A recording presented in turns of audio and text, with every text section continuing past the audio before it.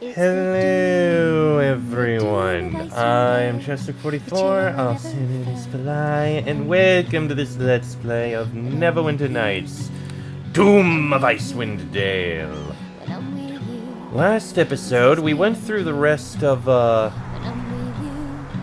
location. I believe it was a secret temple, and made our way towards where I believe it was Arctis was hidden, and has woken up. And the masked lady actually showed up to take us away. So I think it's time for us to find out what the hell is going on with her. The woman standing before you is tall and graceful.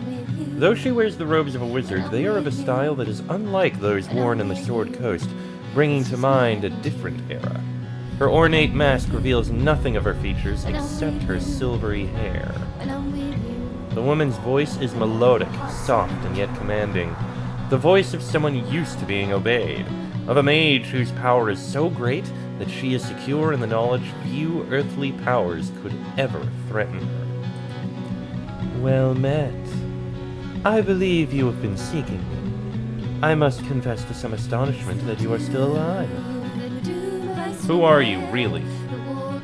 My name could not be uttered, for to do so would draw the attention of my enemies, and I have many. You may simply refer to me as the Masked Lady.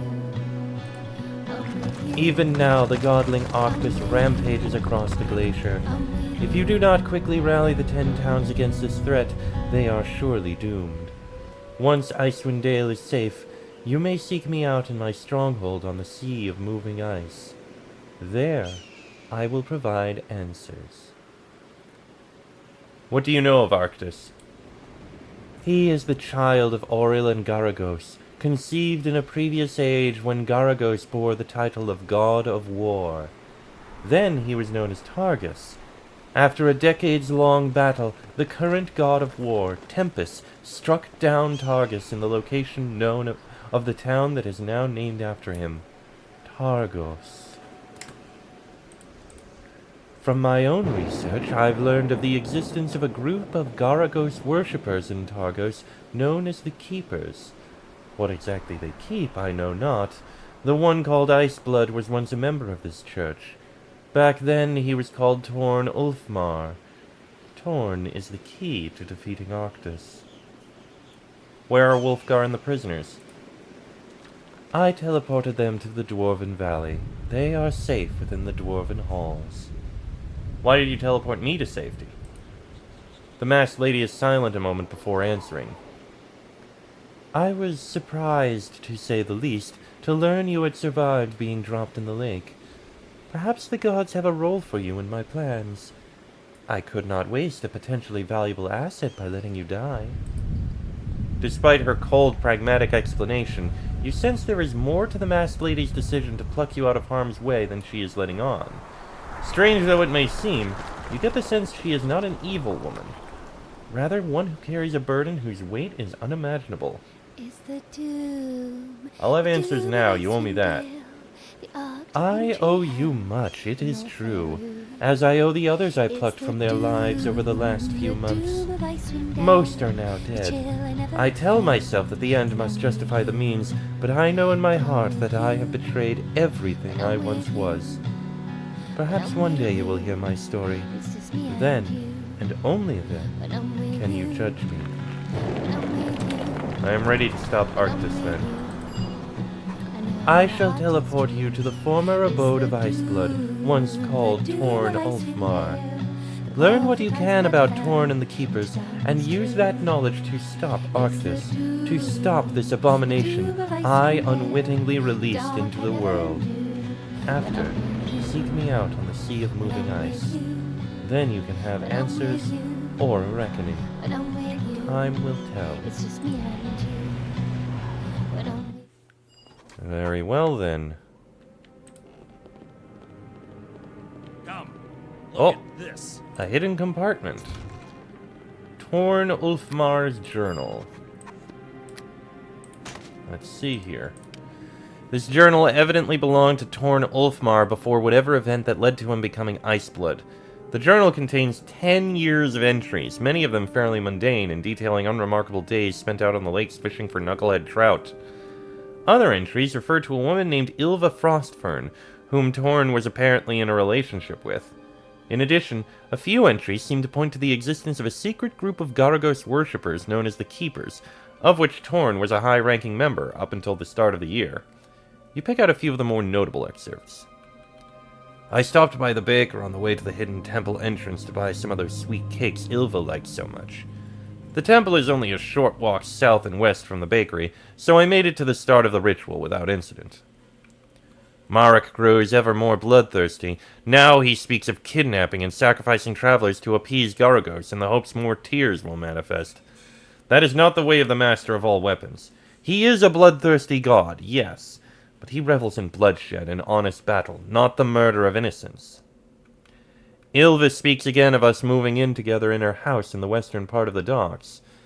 I love that woman, but how can I maintain a double life when we dwell together under the same roof? Marek would not accept the risk to the Keepers. Worse, he may do something to Ylva to ensure the secret temple of Garagos is never exposed. I can suffer no more of Marek's leadership. The man is a monster. He twists the dogma of Garagos to suit his own ends. I will recover as many of the tears as I can and flee before sunset, for Marek is never active during the day. I am not sure how long I will survive in the freezing wilderness, especially with my breathing growing worse, but this is something I must do. I regret I cannot tell Ylva of my plans. She would not understand, and worse, any knowledge of my plans or whereabouts would place her in grave danger. I can only pray she will one day forgive my sudden disappearance. Huh. Perhaps you should visit her in the Targos docks. She's here.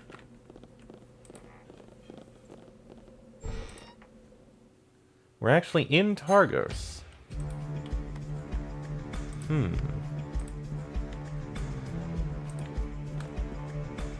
I suppose we probably should. The docks are the other way. And unfortunately, despite all the things I don't have anyone I can sell this to. Not here, anyway.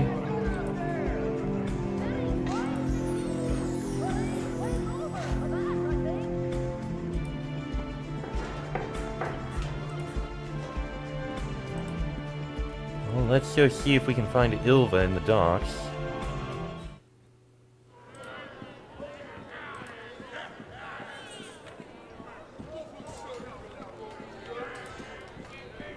Oh, Ylva's house, right up there. Good.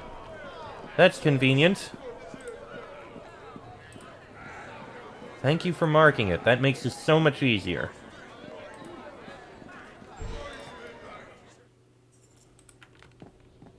Ylva Frostfern.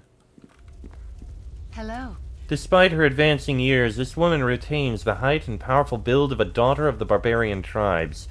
Though she smiles as you approach, there is a deep sadness in her eyes. Welcome to my home. How may I help you? Who are you? I am Ylva Frostfern. I came to Targos as a younger woman after my parents settled here following the failed invasion of 10 towns by the Elk tribe. Here I met the man I would grow to love. We were never married, and we lived separately, but our love was no less for that. What happened to that man? He disappeared some months past. He was a fisherman, and would often spend days out alone on the lake. When he didn't return, I grew worried. Another 10-day went by, and then news reached Targos that he had been found, or what remained of him. Killed by Yetis, that is what they told me. I'm sorry for your loss. My gratitude for your kind words. I just cannot believe my Torn was taken from me. He was so strong, so confident. I shall rise early and gaze out towards the lake, wondering if he is out there, waiting to return to me. Forgive me, I am being a foolish old woman. Stay as long as you wish. I have some tea brewing in the pot. It should be ready soon.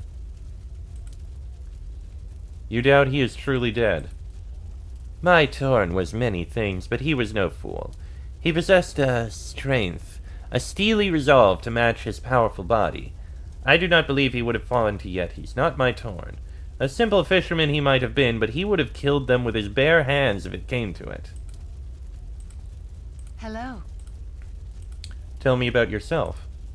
Okay. Hello. I'm here about Torn Ulfmar. At your mention of Torn, the woman's face changes. Hope flares in her blue eyes. My beloved Torn, have you heard from him? When they told me he had been slain by Yetis, I did not believe them. My beloved was no stranger to Icewind Dale's dangers. No Yeti could have slain Torn Ulfmar. I'm afraid I have bad news. Oh. Oh, please tell me he's alive, or at least that he died peacefully. I don't think my old heart could take it if I learned he died in pain, alone in the wilderness. Yeah, so about that, you know that blue-skinned shaman who's been causing problems for 10 towns lately? Yeah, no, he didn't kill him, he is him. No. No, that cannot be true. The Torn I knew would never willingly hurt another, never mind lead an army of monsters to attack 10 towns. He was but a simple fisherman. I'm afraid I found this journal in Torn's old home. As Ilva reads the journal, her sorrow slowly turns to anger. Once she is finished reading, she thrusts the journal back at you and rips a pendant from around her neck, tossing it out of the window. Damn that man. All that time, he was part of a hidden church here in Targos. Did he ever really love me at all? He can keep his pendant and all the promises he made me. They were as false as everything else about him. Goodbye. Please, I must ask you to leave now. I need to be alone. Ilva guides you firmly towards the door. You'll hear her lock and bar it behind you. The amulet. Sharwin?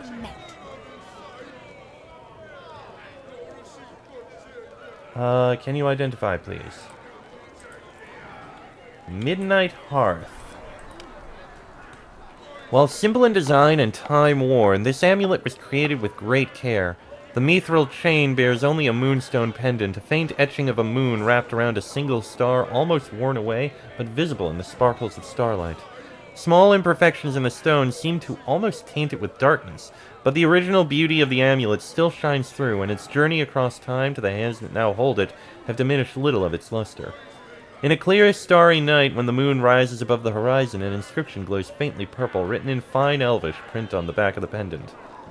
I swear in all things till grey turns to ash that our souls will entwine, will never embrace, beyond our part from this world to skies afar.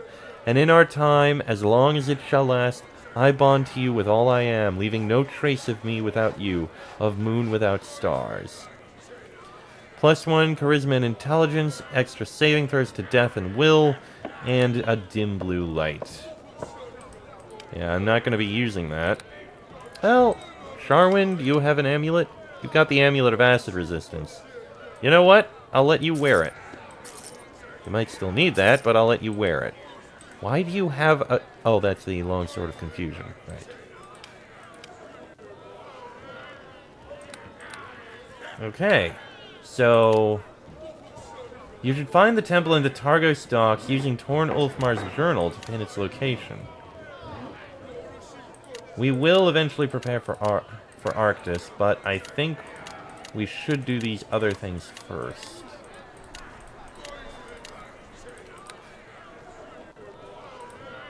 Using the journal to pinpoint its location.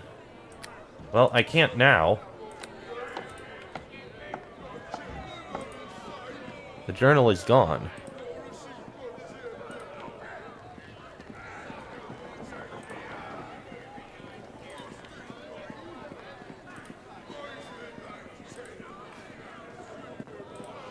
I mean, it could be down here somewhere. Could it be in the Wolf's Pelt Inn? I doubt it, but...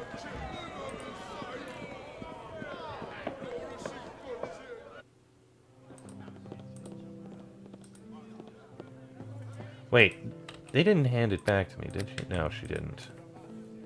Well met. Okay, Well I met. can... 100.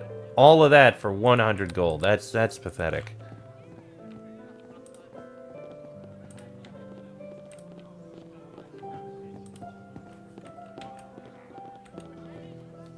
I think it implies it's somewhere in the docks. I have no idea where it could be.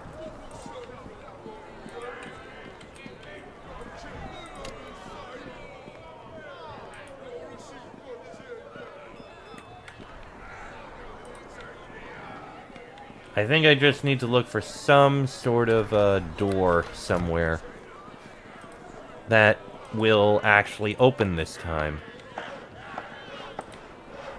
He did mention the bakery. I remember that. This must be it. Looks like it. Okay. Let me drop a save. Alright, in we go. An abandoned shop. Well, we know it's gonna be in here.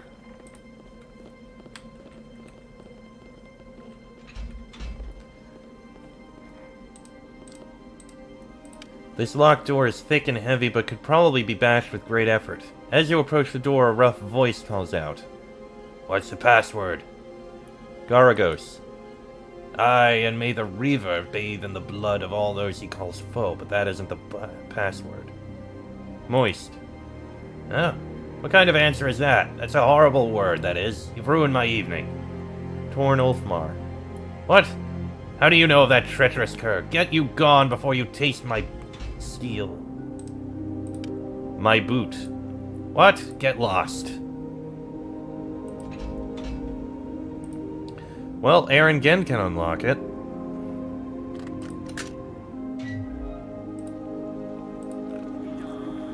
And we just broke our way in. Why are the other two not here?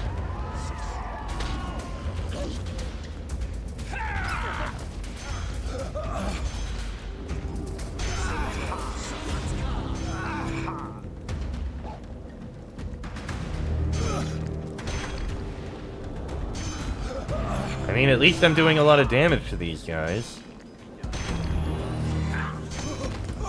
Down goes the Blood Reaver.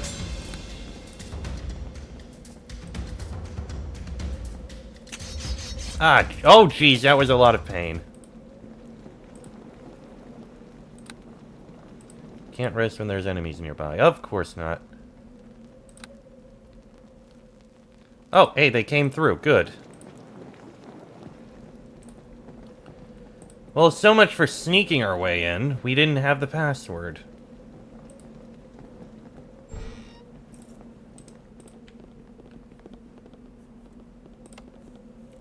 Alright, Aaron, please pick the locks on these chests.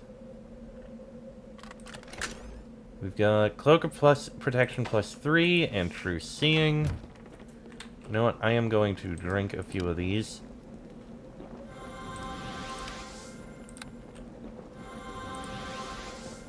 Next we got this one. There's the chest. There's a chest here with Gods of Netheril, Volume 6, Targus. Targus was the god of war. He was associated with more with the rampaging destruction and plundering of war than tactics, strategies, or armies. He was a fierce figure of random and lawless carnage, but his destruction was more mindless than of evil intent. The Reaver was linked with the mad bloodlust that overtook warriors, resulting in horrifying butchery. In religious art, Targus was depicted as a rugged-looking, scarred, half-naked giant of a man, wielding a different weapon in each of 5 or more hands. He wore a scarlet cloak made of the blood of his foes, and he was often shown recently wading through a blood-red sea, again, the blood of his slain enemies. Targus was said to personally scorn the use of armor, though he didn't care if his priests wore it, and admired those who gave in to a hearty battle lust and let themselves be carried away to become one with the essence of battle, the cut and thrust of the fray. Once set upon a path of action, it was difficult to dissuade, especially if it involved violence. He angered quickly, but cooled down from an emotional boil very rapidly also. He was feared for the damage he could do and the uncontrolled nature of his fury. He was the master of all weapons, dealing the most potent damage with any weapon he wielded in his hands and striking unerringly. And we got here chest of drawers, bullets of crushing, and fire bombs. Okay. Got a door here. Oh, another Blood Reaver. Glory!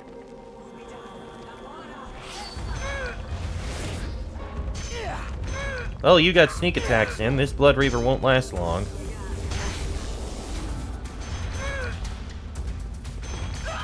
And down she goes. An abandoned shop key. Okay, so... Sure, why not? Right, one more room, I think. Oh, another Blood Reaver.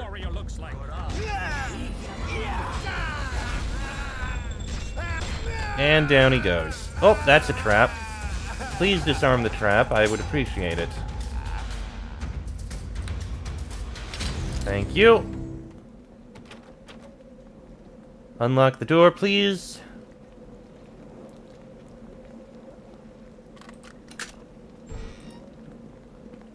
Looks like supplies in here. Oh. Fire arrows and +3 arrows. Those are actually good. We've got +3 darts and +3 hide armor. And we've got a +3 large shield. I mean, I'm still keeping with Mystery of the Dead. That's actually just a straight-up better shield. Sharwin, you can take these +3 arrows, I think. And you can take more of these fire arrows. Actually, fire arrows are a very good thing to have. Just these fire arrows from here. Or you would, if you actually could. Okay, a quick rest. Oh, another Blood Reaver. Easy enough to kill. See? Easy enough to kill.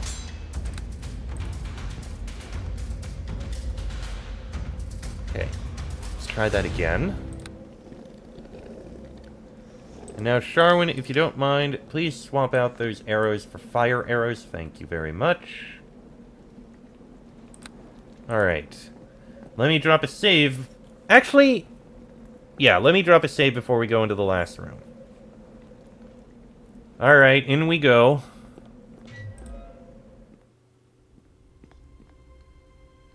Before you is a young, handsome man with a predatory gaze. Actually, hold on. Yeah. Now, hold on. On second thought, I'm going to go ahead and end this episode here. Next episode, we'll go into the temple and see if we can find out more information so that we can handle and deal with, whatever is left of this cult. Because I don't know how much longer it'll be. The episode's got like 5 minutes left. So, next episode, we'll go into the temple. Till then, I am Chestic44, Arsenian Falai. That is Ken Daniels, Aaron Gend, and Sharwin. This has been a Let's Play of Neverwinter Nights, Doom of Icewind Dale, and I shall see you all next time.